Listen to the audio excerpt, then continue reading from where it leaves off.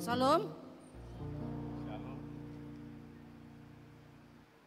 Marilah kita memulai ibadah kita di dalam menyambut Paskah pertama. Kita mengadakan Paskah. Untuk itu kita memuji Tuhan Yesus. Selama Paskah Dia sudah bangkit dari maut dikalahkan. Semoga cahaya Paskah menerangi kegelapan, memberi damai bagi hati manusia, serta bergembira bagi seluruh dunia. Kita memulai ibadah kita saat teduh.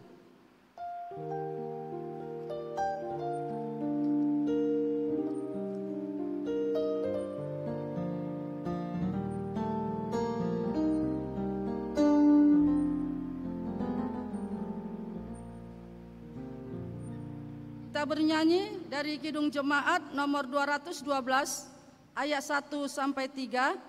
Tuhanku bangkit, pusara terbuka.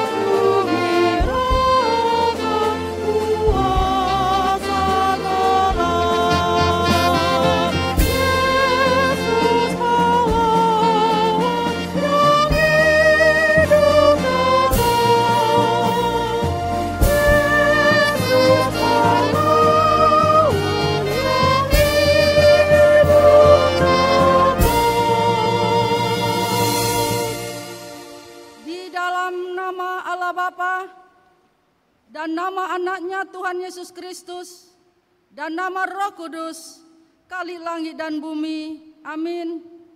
Jangan takut, aku adalah yang awal dan yang akhir, dan yang hidup.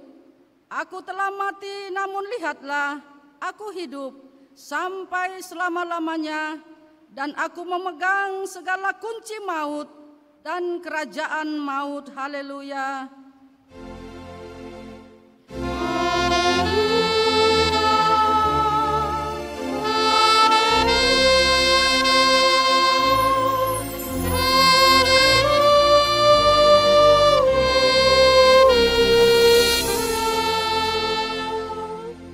Berdoa. Ya Yesus Kristus Tuhan kami, segala puji dan syukur kami sampaikan kepadamu, karena Engkau telah mengalahkan dosa dan maut melalui kematian-Mu di kayu salib. Cahaya kebangkitan-Mu telah bersinar mengatasi alam maut, sehingga kami memiliki pengharapan yang hidup oleh karena kebangkitan-Mu dari antara orang mati. Kami tidak takut lagi kepada maut, karena Engkau telah memindahkan kami dari kegelapan kepada terang-Mu yang ajaib, dari kematian kepada hidup yang kekal. Ya Tuhan, kuatkanlah kami, agar kami senantiasa mempersembahkan pujian dan ketaatan kami kepadamu, serta memuliakan Engkau dalam iman yang benar, sampai kami kelak diperkenankan masuk ke tempat yang Engkau sediakan bagi kami di sisi-Mu. Amin.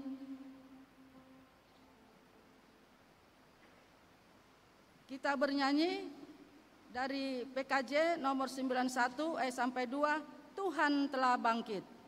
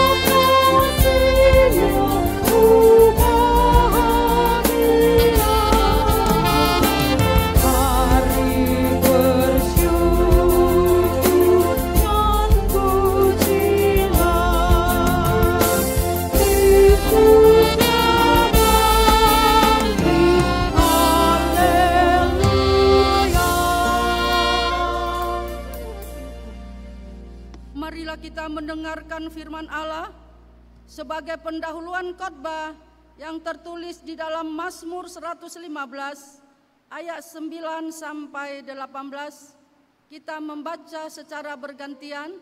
Di ayat terakhir kita sama-sama membacanya.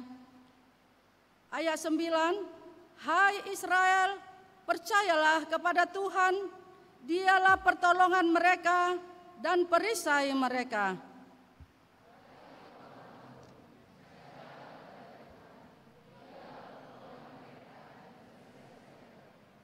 Hai orang-orang yang takut akan Tuhan, percayalah kepada Tuhan, Dialah pertolongan mereka dan perisai mereka. Tuhan telah mengingat kita, Ia akan memberkati kaum Israel, memberkati kaum Harun. Memberkati orang-orang yang takut akan Tuhan, baik yang kecil maupun yang besar. Kiranya Tuhan memberi pertambahan kepada kamu dan kepada anak-anakmu. Diberkatilah kamu oleh Tuhan yang menjadikan langit dan bumi. Langit itu langit kepunyaan Tuhan, dan bumi itu telah diberikannya kepada anak-anak manusia. Bukan orang-orang mati akan memuji-muji Tuhan, dan bukan semua orang yang turun ke tempat sunyi. Mari sama-sama. Tetapi kita akan memuji Tuhan sekarang ini dan sampai selama-lamanya. Haleluya. Yang berbahagia ialah mereka yang mendengarkan firman Allah dan yang memeliharanya. Amin. Kita bernyanyi.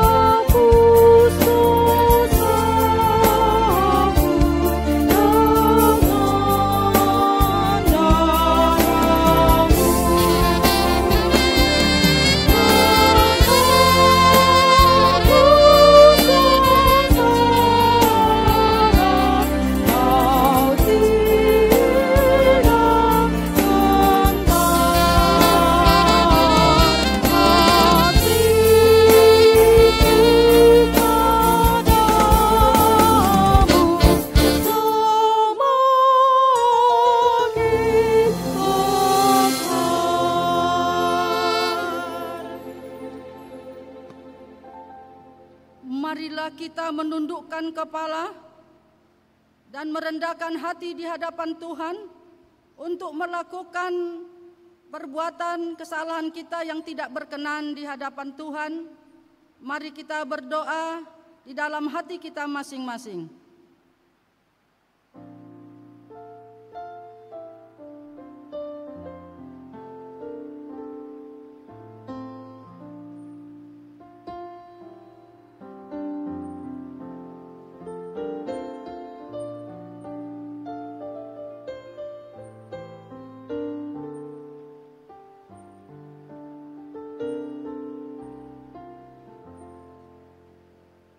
Bapa kami yang di surga, yang maha kuasa dan pengasih, Engkau tidak berkenan melihat kematian orang fasik, tetapi Engkau berkenan kepada pertobatannya agar ia hidup. Oleh karena itu kami datang kepadamu meminta keampunan dosa kami, dan berilah kami kekuatan untuk melawan segala kejahatan, serta bimbinglah kami di jalan-Mu yang benar, sehingga kami hidup di dalam kasih Yesus Kristus Tuhan kami. Amin. Janji Tuhan tentang pengampunan dosa. Karena semua orang telah berbuat dosa dan telah kehilangan kemuliaan Allah, dan oleh kasih karunia telah dibenarkan dengan cuma-cuma karena penebusan dalam Kristus Yesus. Kristus Yesus telah ditentukan Allah menjadi jalan pendamai karena iman di dalam darah-Nya. Segala kemuliaan bagi Allah di tempat yang maha tinggi. Amin. Kita bernyanyi.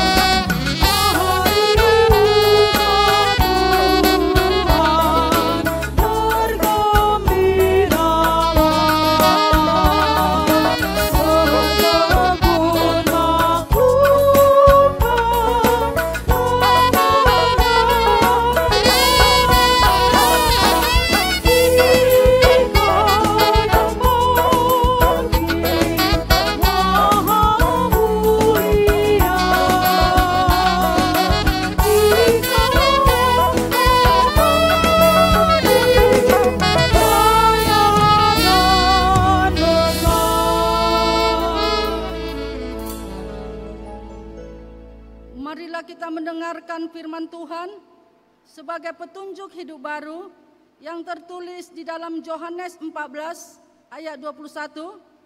Barang siapa memegang perintahku dan melakukannya, dialah yang mengasihi aku. Dan barang siapa mengasihi aku, ia akan dikasihi oleh Bapa-Ku, dan aku pun akan mengasihi dia, dan aku menyatakan diriku kepadanya. Demikian firman Tuhan. Marilah kita bersama-sama memohon kekuatan yang daripada Tuhan. Ya Allah Bapa kami, berilah kami kekuatan untuk melakukan yang sesuai dengan firman-Mu. Amin. Kita bernyanyi.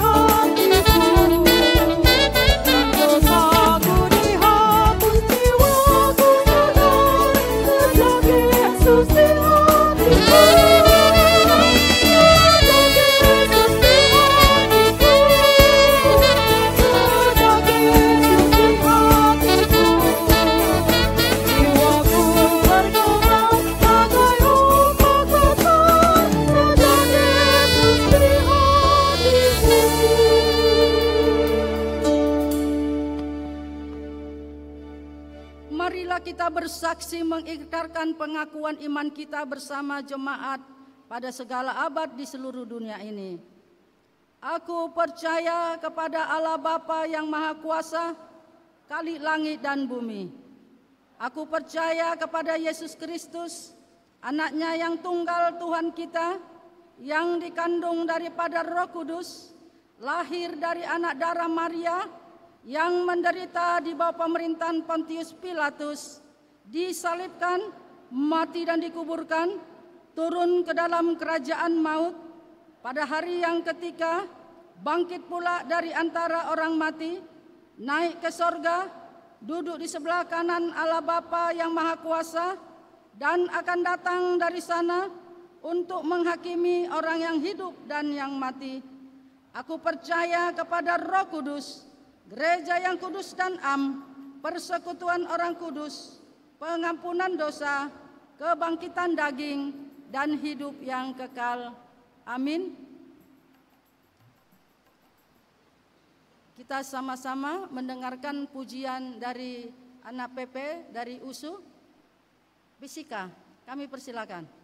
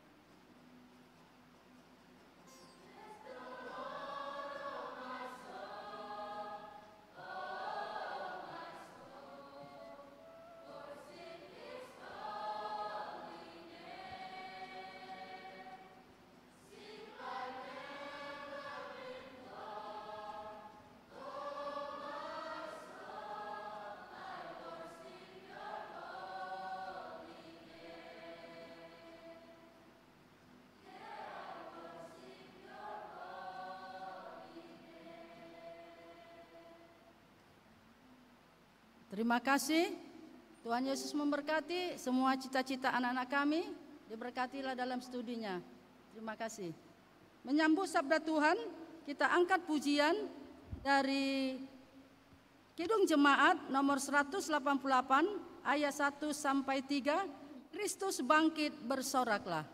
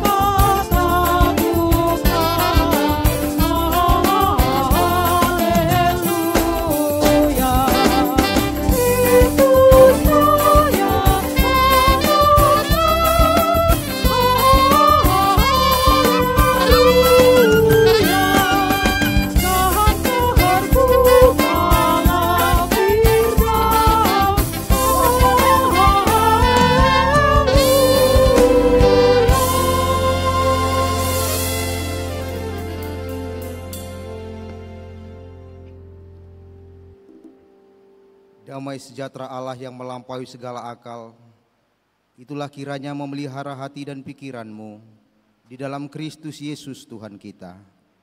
Amin. Selamat Paskah. Selamat Paskah. Kristus telah bangkit. Baik Bapak dan Ibu, saudara-saudara yang dikasihi oleh Tuhan Yesus Kristus, di dalam perayaan Paskah kita hari ini, kita akan bersama-sama merenungkan firman Tuhan yang menjadi khotbah untuk kita, yang tertulis dalam kitab Yohanes pasal yang ke-20, ayat yang pertama sampai ayat yang ke-10. Firman Tuhan Yohanes 20 ayat 1 sampai 10. Pada hari pertama minggu itu, pagi-pagi benar ketika hari masih gelap, pergilah Maria Magdalena ke kubur itu, dan ia melihat bahwa batu penutupnya telah diambil dari kubur. Ia berlari-lari mendapatkan Simon Petrus dan murid yang lain yang dikasihi Yesus, dan berkata kepada mereka, "Tuhan telah diambil orang dari kuburnya, dan kami tidak tahu di mana ia diletakkan." Lalu berangkatlah Petrus dan murid yang lain ke kubur itu. Keduanya berlari bersama-sama, tetapi murid yang lain itu berlari lebih cepat daripada Petrus, sehingga lebih dahulu sampai di kubur. Ia menjenguk ke dalam dan melihat kain kapan terletak di situ, namun ia tidak masuk ke dalam. Datanglah Simon Petrus juga menyusul dia dan masuk ke dalam kubur itu.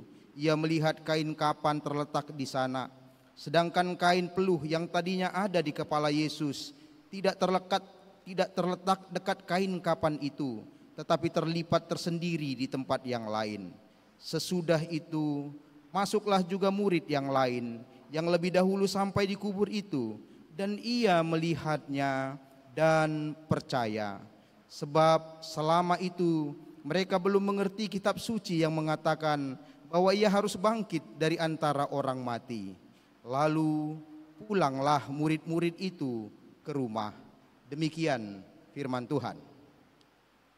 Bapak, Ibu, saudara-saudara, orang-orang muda yang dikasihi oleh Tuhan Yesus Kristus, di dalam perayaan Paskah kita ini mungkin sekali saudara-saudara sudah sering kali mendengarkan khotbah yang dibuka dengan seruan sukacita ketika tiba pada perayaan Paskah. Hari ini Tuhan bangkit, maka bersukacitalah. Hari ini Tuhan bangkit, maka kita harus bersukacita. Memang sebagai puncak dari semua kehidupan kita orang Kristen, peristiwa Paskah memang adalah sesuatu yang harus dirayakan. Tetapi tentu saja kita tidak boleh lupa bahwa Paskah sesungguhnya tidak dimulai dengan sorak-sorai. Paskah tidak dimulai dengan hati yang bergembira. Paskah tidak dimulai dengan iman yang berkobar-kobar, iman yang meledak-ledak. Paskah tidak dimulai dengan harapan yang besar, pengharapan yang melihat masa depan sebagai sesuatu yang gilang gemilang. Tetapi justru Paskah dimulai dari hati yang hancur. Dari orang yang berjalan di dalam kegelapan, tetapi bukan saja dunia yang gelap, bukan saja pagi yang gelap yang dia terobos, tetapi hati yang gelap karena hancurnya hatinya. Iman yang sedang merosot sampai ke titik nadir oleh karena peristiwa yang baru saja menghantui mereka. Maria Magdalena dan semua murid-murid begitu terpukul ketika Yesus Kristus yang adalah guru dan Tuhan mereka telah disalibkan di Golgota dan kemudian dikuburkan. Hati mereka sungguh-sungguh tak terperikan melihat peristiwa itu. Tidak ada lagi harapan, tidak ada lagi masa depan, yang ada hanya kegelapan, yang ada hanya kekosongan. Itulah sebabnya narasi Paskah kita ini dibuka dengan Maria Magdalena yang pergi ke kubur Yesus bukan dengan iman yang meledak-ledak, bukan dengan iman yang hidup, bukan dengan iman yang berseru-seru dan kemudian merasakan bahwa hidupnya akan baik-baik saja dan harapan yang penuh gilang gemilang. Tidak. Memang kekristenan kita tidak akan pernah terlepas seperti nasihat Rasul Paulus dalam kitab Korintus. Dia mengatakan, tinggallah ketiga hal ini: iman, pengharapan, dan kasih. Tetapi yang terbesar diantaranya adalah kasih. Iman bisa saja turun sampai ke titik nadir. Pengharapan bisa menjadi gelap. Kita bisa kecewa dengan segala sesuatu. Kita bisa sampai kepada kegelapan. Kita bisa tiba kepada titik nadir kehidupan. Tetapi bila cinta tetap ada di dalam hatimu, bila kasih tetap menguasaimu, bila kesetiaan selalu ada di dalam kehidupanmu, maka itu bisa menjadi sebuah lompatan transformasi di dalam kehidupanmu. Itulah yang ditunjukkan oleh Maria Magdalena. Ia datang dengan ketiadaan iman, tetapi ia datang dengan cinta. Ia datang dengan kesetiaan sebagai orang yang hancur hatinya. Dia mau melihat Yesus dan ingin meratap di sana, ingin menangis di sana. Tetapi begitulah kehidupan. Saya membayangkan di antara ribuan kita yang hadir di sini, saya berpikir kita juga mungkin sedang mencari jawab di dalam semua kehidupan. Mungkin orang-orang muda ini bertanya, siapakah aku sesungguhnya? Mau kemanakah aku? Apa yang harus kulakukan? Apa yang harus kukerjakan? Di segala tekanan, kecepatan dari teknologi digital yang terus mengikuti, kita tertekan dalam semua lini. Yang terlambat akan digilas, segala sesuatu tidak bersiap akan dihancurkan. Tetapi Paskah berbeda.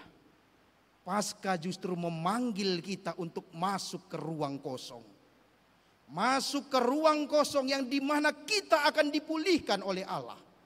masuk ke ruang kosong di mana Allah yang tidak ada lagi di sana. Dia sudah bangkit dan sedang bergerak, melakukan sesuatu untuk kehidupan kita. Sehingga kita pun pada akhirnya bisa mengalami transformasi itu. Demikian pengantar khotbahnya. Saya berharap semuanya masih bersabar, karena masih pengantar saja sudah panjang ya. Saya sudah lama tidak hadir di gereja ini, gereja yang sesungguhnya juga sangat saya cintai dan sangat familiar dengan saya. Karena saya pernah ada di posisi kalian, bertahun-tahun saya jalan dari Kampung Susuk dan kemudian saya pindah ke Berdikari, jalan sore-sore untuk ibadah ke sini. Dan menikmati ruang ini sebagai ruang perjumpaan dengan Tuhan, dengan sesama yang terus menghidupkan saya. Tetapi beberapa tahun terakhir saya memang tidak ada di sini, jadi saya mungkin merasa banyak di antara kita yang tidak lagi mengenal saya. Meskipun dulunya mungkin juga nggak kenal sih, tapi ya nggak apa-apalah. Pendeta kan kadang-kadang sok terkenal, kan gitu ya. Nah seperti itu. Nama saya Pulo Marga Aruan, Pulo Aruan. Jadi saya orang Batak, Marga Aruan, meskipun kelihatan seperti orang Barat. Ya. Saya pendeta, melayani di gereja HKBP sebagai seorang staf pengajar atau dosen di STT HKBP Pematang Siantar. Jadi saya datang dari Pematang Siantar untuk beribadah bersama-sama dengan kita di sini. Saya sudah menikah dengan seorang perempuan satu-satunya, namanya Welminawan Boru Simamora de Bataraja, wanita tercantik di dunia. Jadi kami tinggal di Pematang Siantar, tinggal di kompleks STT HKBP bersama dengan keluarga dan anak kami. Tadinya kami punya 2 anak. Anak yang pertama namanya Yehuda Partahi Arwan, dia lahir tahun 2011, tetapi dia sekarang sudah berada di surga karena dia mendahului kita semua ke sana, berjumpa di dalam pelukan kasih Kristus yang menghidupkannya lagi, kan gitu di sana. Dan sekarang kami tinggal bersama anak kami yang kedua, namanya Yedit Partogi Arwan, dia lahir tahun 2020 di masa Covid, jadi sekarang masih kecil. Dia baru akan berulang tahun pada bulan Mei yang akan datang, ulang tahun yang kelima. Dan dia akan berulang tahun tanggal 10 Mei, hari Sabtu. Jadi karena itu hari Sabtu, mungkin kalian punya waktu luang, saya mengundang semua Bapak dan Ibu untuk hadir dalam ulang tahun Yedit tanggal 10 bulan Mei nanti. Dan kalau Bapak dan Ibu punya kesempatan untuk hadir di ulang tahunnya, tolong jangan lupa bawa kado. Ya, karena anak-anak yang penting kadonya, bukan orangnya. Kira-kira seperti itu. Nah jadi, atau kalau di antara kalian yang ada yang sedang, Bapak dan Ibu, saudara-saudara dan orang-orang muda sedang jalan-jalan ke Siantar, jangan sungkan untuk WA saya akan traktir minum kopi. Di Siantar banyak kopi yang enak, termasuk kopi koktong. Nah, dan saya yang bayarin. Tapi kalau kalian mau makan pangsit, tolong bayar sendiri. Iya. Nah seperti itu. Jadi itu saja perkenalan dari saya. Nanti kita bisa melanjutkannya di kesempatan lain. Saya akan meneruskan khotbah kita ini untuk melihat betapa pentingnya sebetulnya peristiwa Paskah mentransformasi kehidupan kita. Cerita yang dibuka dengan kehadiran Maria Magdalena yang pergi ke kubur kosong. Dan dia terkejut.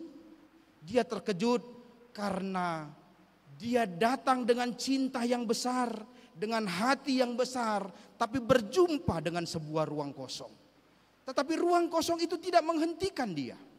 Ruang yang kosong itu tidak menghentikan dia. Sesuatu yang tidak sesuai dengan harapannya tidak menghentikan dia. Sesuatu yang tidak sesuai dengan ekspektasinya tidak menghentikan Maria Magdalena. Itulah sebabnya ia cepat-cepat kembali. Kembali kemana? Kembali ke rumah. Kembali kepada komunitas. Kembali kepada persekutuan. Sebab di sana tentu dia akan mendapatkan topangan, kekuatan, persekutuan yang lagi membaharui. Itulah sebabnya dia cepat pulang. menyatakan kesedihan hatinya, menyatakan kehancuran hatinya yang tadinya sudah hancur tambah berkeping-keping. Dan dia katakan kepada Simon, Simon, lihatlah, saya telah pergi ke kuburan, tetapi Kristus tidak ada di sana. Mayatnya tidak ada di sana. Mungkin sudah diambil oleh orang dan kita tidak tahu di mana itu diletakkan.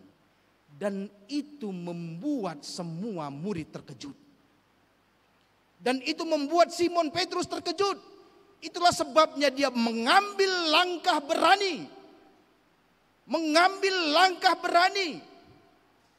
Hari ini, mahasiswa-mahasiswa, orang-orang muda adalah orang-orang yang sangat berpikir kritis. Yang mempertanyakan segala sesuatu. Yang mengkalkulasikan segala sesuatu. Mengevaluasi segala sesuatu. Tetapi cilakanya, ketika kesimpulannya mengatakan bahwa itu tidak mungkin. Secara matematis tidak mungkin, secara teori tidak mungkin, secara kehidupan tidak mungkin, maka kita harus berhenti. Tetapi tidak dengan iman. Iman melampaui kekritisan kita. Iman melampaui apapun yang kita pikirkan. Iman melampaui apapun yang sedang kita renungkan. Iman adalah berani mengambil tindakan, berani untuk melangkah, meskipun kita bahkan meragukannya akan terjadi. Dan itulah yang sedang ditunjukkan di dalam peristiwa Paskah ini. Itulah sebabnya Simon Petrus berlari. Dia tidak menunggu.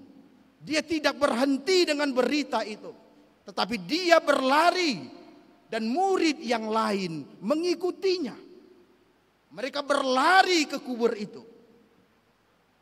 Di dalam perenungan saya berkali-kali berpikir, mengapa nama murid yang lain itu tidak disebutkan? Bukankah kita tahu siapa nama murid-murid Yesus? Tapi mengapa nama murid yang lain itu tidak disebutkan? Maka secara teologis, Yohanes memang sedang mengundang kita semua untuk menuliskan nama kita sebagai murid yang lain itu. Dia ingin apapun masalahmu, apapun kekecewaanmu, apapun yang tidak engkau mengerti, apapun yang membuat hidupmu hancur, maka teruslah berlari kepada Kristus. Teruslah berlari kepada Tuhan yang telah menghidupkan kita. Sebab di sana engkau akan mendapatkan jawaban yang bahkan melampaui apapun yang sedang kau pikirkan. Bukankah firman Tuhan telah berkata bagi kita, tidak ada yang mustahil bagi orang percaya. Tiada satupun yang mustahil bagi orang percaya. Itulah sebabnya Paskah adalah panggilan untuk bergerak. Panggilan untuk keluar dari kekosongan. Panggilan untuk keluar dari kekacauan. Panggilan untuk keluar dari apapun yang membebani kehidupanmu. Mengambil waktu untuk berlari kepada Kristus. Lihatlah, Simon Petrus tiba di sana. Bahkan murid yang lain itu lebih dahulu tiba. Ia melihat tapi tidak masuk. Simon datang, ia masuk dan melihat. Lalu dia melihat benar, Kristus tidak ada lagi di sini. Kain kafannya sudah terbuka. Bahkan apa yang membalut lukanya sudah tidak ada lagi, sudah dilipat di sana. Ia melihat itu. Mungkin pikirannya berkecamuk. Apa yang terjadi ini? Apa yang tidak mengerti, dan itu membuat dia terus bingung. Itulah iman. Dia melihat, tetapi Paskah melampaui itu. Murid yang lain datang. Dan ia juga melihat hal yang sama. Melihat fakta yang sama. Melihat kejadian yang sama. Bukankah kita juga semua hidup di dunia yang sama? Bukankah setiap orang sebenarnya punya pergumulan yang sama? Bukankah sebenarnya setiap orang memiliki hal-hal yang sama yang dilihatnya di dalam kehidupan? Bukankah kita semua memiliki lintasan yang sama? Kalau kosnya di sini, maka dia akan jalan dari Sumber ke kampusnya. Bukankah kita semua akan melihat pertama-tama fakultas hukum, fakultas sastra, dan kita melewati itu terus melihat perpustakaan. Tetapi orang yang melihat dengan iman, dia akan memiliki gagasan yang berbeda. Orang yang melihat dengan iman, dia akan mempunyai lompatan yang berbeda. Itulah sebabnya firman Tuhan di ayat 8 itu mengatakan, murid yang lain itu pun melihat dan percaya. Murid yang lain itu pun melihat dan percaya. Maka Paskah adalah ajakan untuk percaya kepada karya Kristus. Ajakan untuk percaya kepada rancangan Kristus di dalam kehidupanmu. Ajakan untuk percaya kepada apa yang telah Tuhan rancangkan di dalam kehidupanmu. Bahkan meskipun hari ini kita belum mampu untuk melihatnya. Perempuan-perempuan yang masih jomblo, Paskah adalah panggilan untuk melihat bahwa Tuhan telah menyiapkan laki-laki yang terbaik untuk kehidupanmu. Meskipun kau sudah beberapa kali kena PHP, meskipun kau sudah beberapa kali mendapatkan kiriman WA-mu, sudah centang hijau tapi tak dibalas. Tapi Tuhan menginginkan kita melihat itu melampaui. Orang-orang muda, para laki-laki masih tetap setia menjomblo karena merasa belum mendapatkan yang terbaik, lalu mulai menghitung-hitung. Maka serahkan kepada Tuhan. Pilihan Tuhan tidak akan pernah salah di dalam kehidupanmu. Ia akan memberikan yang cocok untukmu, yang sesuai dengan kehidupanmu. Itulah sebabnya kalau kadang-kadang laki-laki yang sudah bersuami istri dan perempuan bertengkar, laki-lakinya sering bilang, aduh gimana ya kau ini, gak beres kau, tak ada otakmu. Kan gitu ya kalau laki-laki marah ya, tak ada otakmu katanya. Ingatlah para laki-laki yang baik, karena dia bodoh lah maka dia mau samamu. Kalau dia pintar dia tidak akan memilihmu. Sama juga para perempuan yang baik.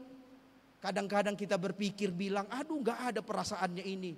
Gak kau lihat suaminya si Anu seperti ini. Ingatlah, karena dia seperti itulah cocok untukmu.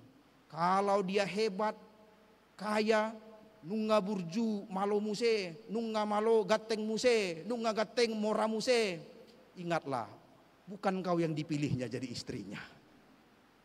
Itulah sebabnya, mari melihat dengan iman bahwa Tuhan telah merancangkan yang terbaik di dalam kehidupanmu.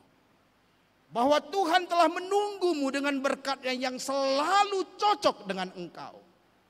Persoalannya adalah, apakah engkau berani meninggalkan semua kalkulasi isi kepalamu? Meninggalkan kekritisanmu? Meninggalkan segala sesuatu yang menghambatmu?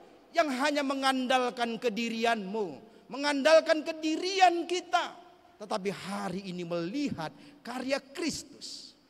Benar bahwa segala sesuatu mungkin bisa diukur.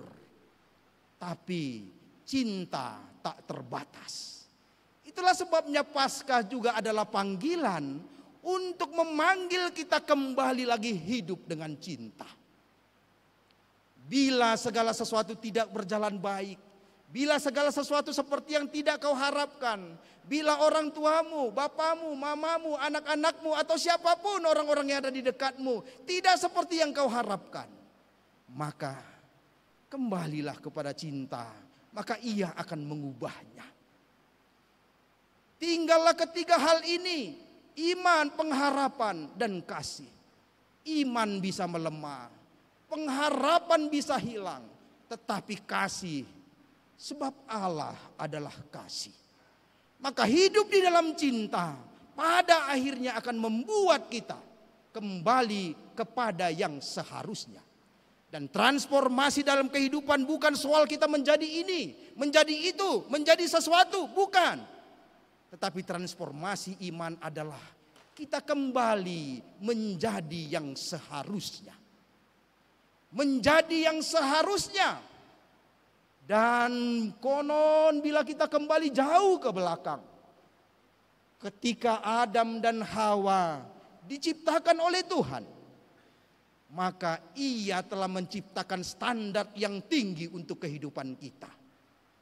Ketika Ia mengatakan, marilah kita menciptakan manusia serupa dan segambar dengan Allah. Itulah hidup kita yang seharusnya. Sehingga dari sana kita kemudian bisa mengenali untuk apa kita hidup. Untuk apa kita ada di sini. Untuk apa kita bersekolah. Tidak lain dan tidak bukan supaya kita mampu menjadi penata layan kerajaan Allah. Menjadi penata layan dunia ini. Menjadi berkat bagi sesama. Menjadi berkat bagi semua yang ikut terus terlibat menjaga kehidupan ini tetap baik. Apapun yang kita kerjakan di dalam kehidupan kita. Tetapi kadangkala sekali lagi dunia mengajak kita berbeda. Seolah-olah kita tidak mungkin mencapai sesuatu ketika kita berpikir, aku kan cuma seperti ini, aku kan cuma seperti ini, aku kan cuma seperti ini. Tidak. Iman akan membawamu melampaui apapun yang kau pikirkan. Sebab Ia punya rancangan yang terbaik di dalam kehidupanmu. Amin. Hal yang ketiga dalam peristiwa Paskah adalah ketika mereka kemudian telah menyadari bahwa Kristus tidak di sana, maka cinta yang besar itu membuat mereka pulang ke rumah. Ayat 10 mengatakan murid-murid itu pulang ke rumah. Di manakah rumah kita? Di manakah rumahmu? Maka orang-orang yang merayakan Paskah sebagai bagian untuk mentransformasi kehidupan, bukan orang-orang yang lari dari kenyataan, bukan orang-orang yang tidak berani menghadapi kehidupan, bukan orang-orang yang cengeng, bukan orang-orang yang mau berhenti ketika kesulitan tiba. Sudahlah, berhentilah aku kuliah, karena mulai dari semester 1 sampai semester 7 IP ku stabil terus di bawah 2. Kira-kira seperti itu. Stabil terus. Ingat, Mark Zuckerberg tidak memerlukan ijazah dari Harvard untuk menjadi salah seorang yang terhebat di dunia ini. Dia tidak perlu ijazah dari Harvard untuk menjadi itu. Tapi ia tahu panggilannya. Ia tahu hidupnya. Maka tugas kita pada akhirnya adalah kembalilah ke kampusmu. Tapi bukan menjadi orang yang sama lagi. Tapi dengan cara pandang yang baru. Cara melihat yang baru. Bahwa kita sudah hidup dengan cinta yang diperbaharui oleh Allah. Dengan kehidupan yang diperbaharui oleh Allah. Maka pulang lagi ke rumahmu. Pulang lagi ke tempat kosmu. Siapapun yang menyakiti hatimu di sana, mulailah berbaikan lagi dengannya. Lihat ia dengan mata cinta. Pulanglah kepada orang tuamu. Pulanglah kepada anak-anakmu. Cintai dia dengan sepenuh hati lagi. Sebab kita tahu, bahkan salah satu lagu yang sering kami nyanyikan waktu saya masih muda seperti kebanyakan orang di sini, ada satu lagu yang selalu menginspirasi saya. Lagu itu berkata demikian. Cinta akan membawamu kembali. Kembali di sini. Cinta akan membawamu kembali. Benar. Cinta belum pernah gagal untuk mengembalikan kehidupan kita. Cinta belum pernah gagal di dalam semua kehidupannya. Dan itulah yang dibuktikan oleh Kristus. Itulah sebabnya dalam peristiwa penyaliban, ia membiarkan tangannya tetap terentang meskipun ia tidak lagi bernyawa. Itu adalah simbol bahwa ia menerimamu, menanti kita dengan cintanya, dengan pelukannya. Supaya setiap orang yang datang kepadanya bisa datang untuk mendapatkan cinta yang besar itu. Sehingga kemudian ia akan kembali ke kampus, kembali ke rumah, kembali kepada keluarga dengan cara pandang yang baru. cara pandang yang hidup dengan cinta. Bahkan bukan itu saja, cara memandang lingkungan ini, cara memandang kehidupan ini, cara memandang pohon-pohon ini. Pohon-pohon itu bukan pohon yang layak untuk dimusnahkan. Parit-parit itu, lihatlah ia dengan cinta. Bukan tempat yang layak untuk membuang sampah. Semua kehidupan kita itu harus diperbaiki. Dan orang-orang yang berbeban berat, lihatlah dengan cinta. Maka sediakanlah hidupmu untuk dia. Sediakanlah cintamu untuk dia. Pulanglah ke rumah. Pulanglah juga ke gerejamu. Pulanglah juga ke gereja yang adalah ibu bagi kita semua. Ingatlah, cinta Tuhan yang besar berada di sini. Tak peduli bagaimana kita hidup di luar sana, tetapi pelukan Kristus di dalam cintanya selalu menanti kita untuk kembali. Maka lakukanlah demikian. Tak peduli seberapa besar kesalahan anak-anakmu, rentangkan tanganmu untuk memeluk dia dengan cintamu. Maka engkau akan mendapatkannya kembali. Tak peduli betapa besar kesalahan, dosa dari orang-orang yang pernah menyakitimu. Bentangkan tanganmu dengan cinta, maka engkau akan memenangkannya kembali. Tak peduli seperti apapun perbuatan yang lain kepada kehidupanmu, datanglah dengan cinta. Cintai lagi bukumu itu, cintai lagi laptopmu itu, cintai lagi kehidupanmu itu. Dan itu akan membuat kita terus berjalan di dalam sebuah transformasi yang mengingatkan kita. Ingat, saya akan mengutipkan sebuah kutipan dari Dietrich Bonhoeffer. Dietrich Bonhoeffer adalah seorang pendeta Jerman yang hidup di zaman Nazi. Dan dia punya sebuah buku kecil yang saya harapkan semuanya orang-orang muda bersedia meluangkan waktu untuk membacanya.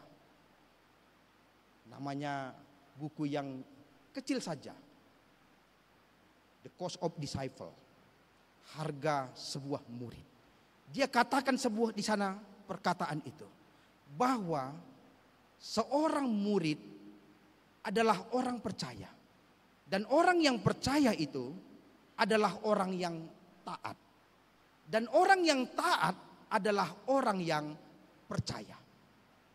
Maka peristiwa Paskah adalah peristiwa, bukan sebuah peristiwa liturgis yang hanya bisa dirayakan dengan segala-segala pernak-pernik. Tapi Paskah adalah peristiwa transformasi eksistensial ketika kita mau kembali lagi. Pulang lagi ke dalam cinta, memiliki hati seorang murid, hidup seorang murid di dalam ketaatan, di dalam kesetiaan, dan di dalam cinta. Itu yang terpenting. Maka sekali lagi, Kristus telah bangkit untuk kita, supaya kita pun bangkit. Kristus telah hidup, telah bangkit dari kematian, supaya kita pun kemudian bangkit untuk menemukan jalan yang baru. Dengan iman yang menyelamatkan, iman yang menguatkan, iman yang meneguhkan. Pengharapanmu yang hancur itu sekarang ada di dalam Kristus. Kristus akan menibakan kita ke tempat yang seharusnya. Amin. Oleh karenanya sekali lagi, Kristus telah bangkit. Apa jawabannya? Ya, Kristus telah bangkit. Ya, bisa kita ulang ya. Kristus telah bangkit. Sekarang kita ganti. Ketika saya berteriak Kristus telah bangkit, maka semua akan menjawab, maka saya pun akan bangkit. Kristus telah bangkit. Berikan salam kepada kiri dan kananmu, katakan kepadanya, Kristus telah bangkit.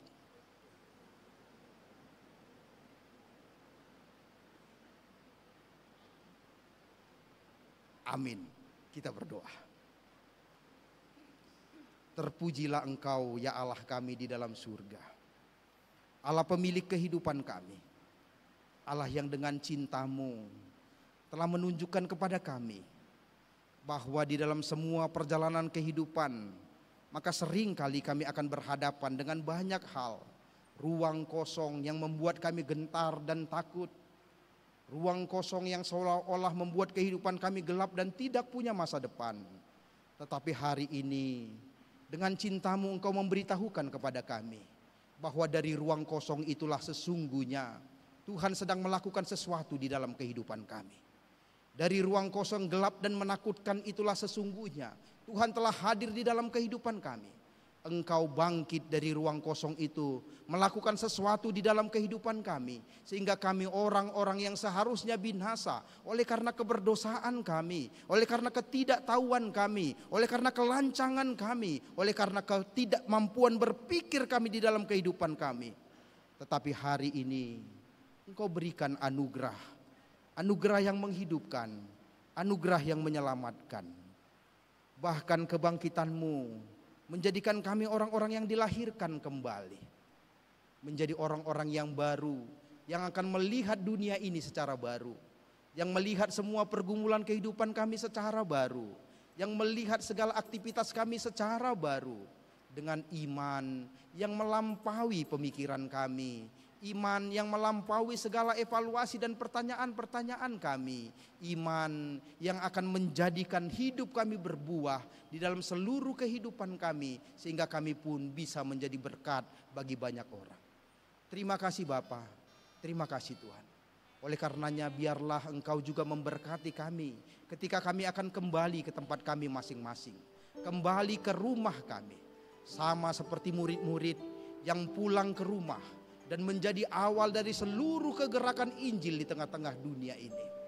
Mereka kembali ke rumah untuk membuka ruang kosong menjadi ruang doa, ruang persekutuan, ruang untuk diperlengkapi kuat kuasa Roh Kudus. Sehingga dari sana kemudian mereka pergi untuk memberitakan Injil ke seluruh dunia.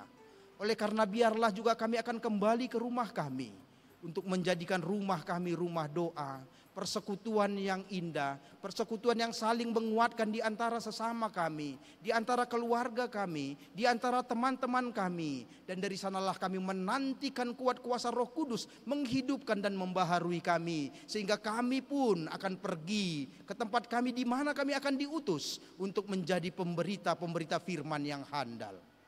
Terima kasih Bapa. Terpujilah Engkau di tempat-Mu yang maha tinggi. Dan biarlah juga Engkau memberkati gereja-Mu, GKPI Pamen ini ya Tuhan. Tempat kami untuk terus belajar dan mendengarkan firman. Supaya dari tempat ini kami terus dibaharui dan disemangati. Untuk terus menghidupi kehidupan yang Tuhan berikan. Hidup menjadi orang yang serupa dengan segambar dengan Tuhan. Sehingga setiap langkah kaki kami adalah langkah kaki yang meniru langkah Kristus. Sehingga setiap pegangan tangan kami adalah pegangan tangan yang meniru pegangan Kristus. Sehingga mata kami yang memandang seperti mata Kristus yang memandang dunia ini, yang penuh kasih dan cinta yang menghidupkan. Terima kasih Bapa. Berkatilah para pemberita firman, berkatilah para penatua, berkatilah kami semua para jemaat-Mu, orang-orang yang terus haus akan cinta-Mu ya Tuhan. Sehingga kami percaya cinta-Mu yang telah Engkau alirkan itulah yang membuat kami menjadi baru dan hidup di dalam cinta yang sama di seluruh dunia ini. Terima kasih Bapa. Terpujilah Engkau Tuhan semua kehidupan kami. Di dalam nama Tuhan Yesus Kristus dan nama Roh Kudus yang terpuji dan memerintah bersama dengan Engkau kini dan sepanjang segala masa. Amin.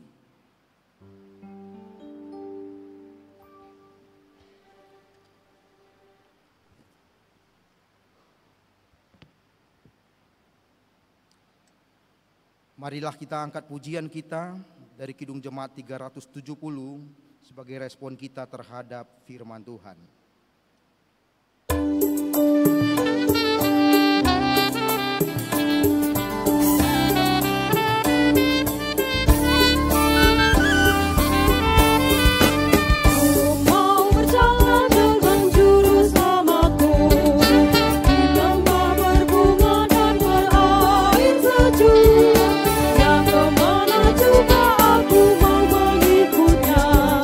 Sampai aku tiba di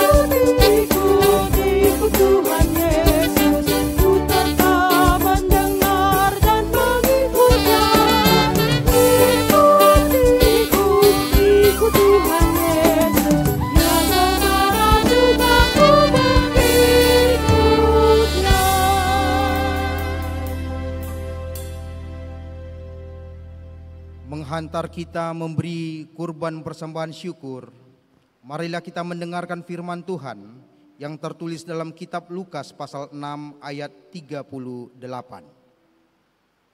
Berilah dan kamu akan diberi, suatu takaran yang baik, yang dipadatkan, yang diguncang, dan yang tumpah keluar akan dicurahkan ke dalam pangkuanmu.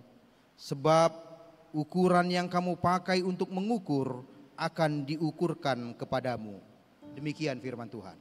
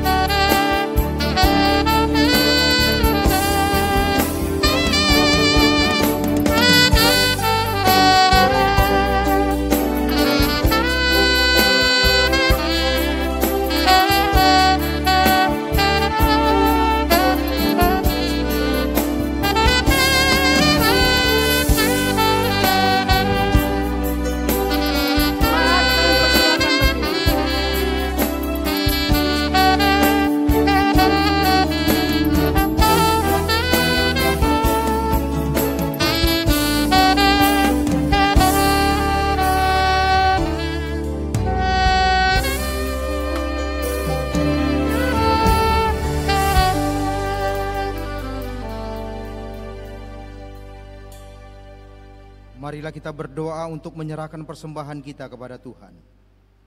Ya Allah Bapa kami yang di surga, kami mengaku dengan setulus hati, Engkaulah sumber segala berkat dan karunia. Di sini kami memberikan persembahan syukur kami kepadamu. Terimalah persembahan umat-Mu dan berkatilah menjadi alat kesaksian, persekutuan dan pelayanan jemaat-Mu ini. Jadikanlah hidup kami persembahan yang berkenan kepadamu, dan pakailah hidup kami untuk turut menghadirkan tanda-tanda kerajaan-Mu di seluruh dunia ini. Kasih, keadilan, dan damai sejahtera, sukacita. Bukalah hati kami oleh Roh Kudus-Mu, agar kami senantiasa mengucapkan syukur kepadamu di dalam nama Yesus Kristus Tuhan kami. Amin. Tuhan betapa banyaknya berkat yang Kau beri, teristimewa nama-Mu dan hidup abadi. Terima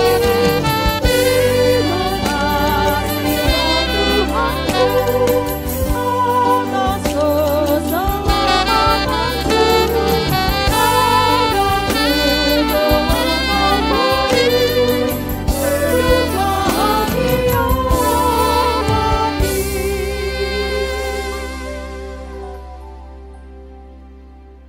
Ya Allah Bapa kami dalam Yesus Kristus Juru Selamat kami, kami sujud memuji dan memuliakan nama-Mu yang kudus itu, karena Engkau telah berkenan membuat kami berpengharapan yang baru dalam kebangkitan anak-Mu dari antara orang mati.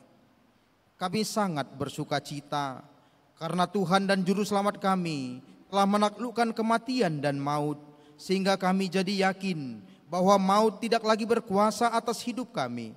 Karena Tuhan yang sudah bangkit dari kematian itu akan menjemput kami dari dalam kuburan dan memasukkan kami ke dalam kerajaan-Mu untuk menikmati hidup yang kekal. Oleh sebab itu kami memanjatkan puji dan syukur kepadamu, dan biarlah sepanjang hidup kami ini memasyurkan dan memuliakan kasih setia-Mu. Namun kami sadar bahwa kami tidak memiliki kemampuan dan kekuatan untuk menentukan arah perjalanan hidup kami kepadamu. Karena musuh-musuh kami tidak membiarkan kami, karena kami lemah dan mudah tergelincir dalam jurang-jurang nafsu dan kesenangan dunia ini. Karena itu, ya Tuhan Allah Bapa kami, jangan tinggalkan kami, tetapi bawalah kami kepadamu, supaya kami boleh tinggal di bawah hadirat-Mu sepanjang umur kami. Supaya di bawah naungan pemeliharaan dan pengaturan-Mu, musuh kami tidak dapat mencelakakan kami. Kami juga memohon pemeliharaan dan perlindungan untuk semua orang yang memanggil nama-Mu, yang diombang-ambingkan keraguan-raguan, sehingga mereka menjadi permainan dari hal-hal yang duniawi. Terangi dan pimpinlah hati dan pikiran mereka kepadamu, supaya mereka menyesali penyimpangan-penyimpangannya dengan hati yang terbuka, dengan ikhlas, menerima keselamatan yang kekal yang telah disediakan anak-Mu bagi semua orang yang percaya kepadanya di dalam kematian dan dimeteraikan dalam kebangkitannya. Terangi dan lindungilah gereja dan semua Injil keselamatan yang diberitakan ke seluruh dunia ini, supaya semua orang yang mendengar dan datang padamu turut beroleh sukacita yang Engkau berikan. Berilah ketabahan dan kesabaran kepada semua penginjil, agar dengan lemah lembut dan hati yang sabar mengajak dan mengajar orang untuk mengenal-Mu, supaya bertambah pengertian dan pemahaman dunia akan kasih anugerah-Mu di dalam kematian dan kebangkitan-Mu oleh kasih Allah Bapa di dalam Anaknya Tuhan dan Juru Selamat dunia. Amin. Bapa kami yang di surga, dikuduskanlah nama-Mu, datanglah kerajaan-Mu, jadilah kehendak-Mu di bumi seperti di surga. Berikanlah kami pada hari ini makanan kami yang secukupnya, dan ampunilah kami akan kesalahan kami, seperti kami juga mengampuni orang yang bersalah kepada kami. Dan janganlah membawa kami ke dalam pencobaan, tetapi lepaskanlah kami dari yang jahat.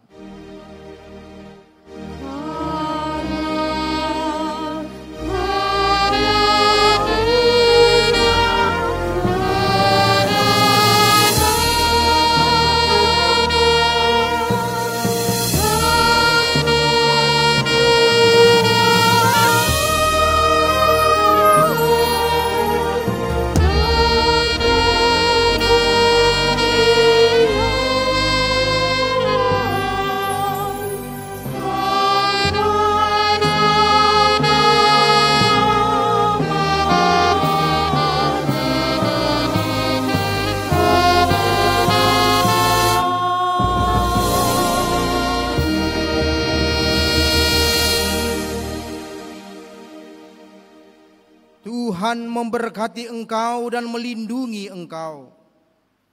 Tuhan menyinari engkau dengan wajah-Nya dan memberi engkau kasih karunia. Tuhan menghadapkan wajah-Nya kepadamu dan memberi engkau damai sejahtera.